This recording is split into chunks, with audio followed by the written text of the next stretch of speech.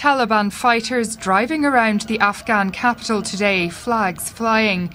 They've set up checkpoints near state buildings and have appealed for government employees to return to work, saying at their first press conference since the takeover that they do not want any internal or external enemies. Women are a key part of society, and we are guaranteeing all their rights within the limits of Islam. The UN says it has secured some assurances from the insurgents, but admits the situation will depend very much on who is in charge on the ground. NATO has also expressed its surprise at the speed of the Taliban victory, but blamed Afghan leaders for the collapse of the government there, which it described as a tragedy.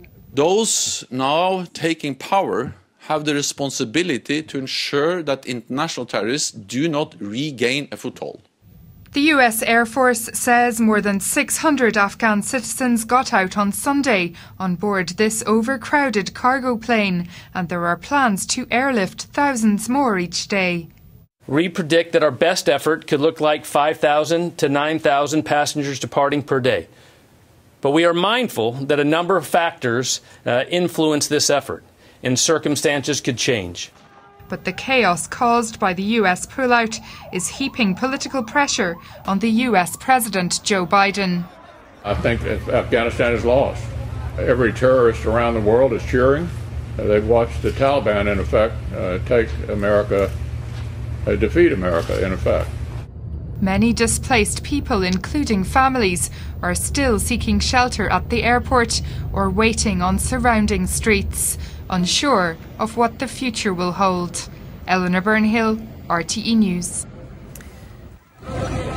For 15 years of Taliban rule, women were less than second-class citizens. Work, education and the freedom to go outside unaccompanied were forbidden.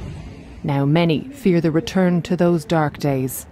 For sure, I'm afraid of myself, my life, and my freedom to work and my freedom to speak up. But the Taliban say they will permit women to go to work and to school under the new regime. This interview of a Taliban official by a female journalist earlier would have been unthinkable 25 years ago.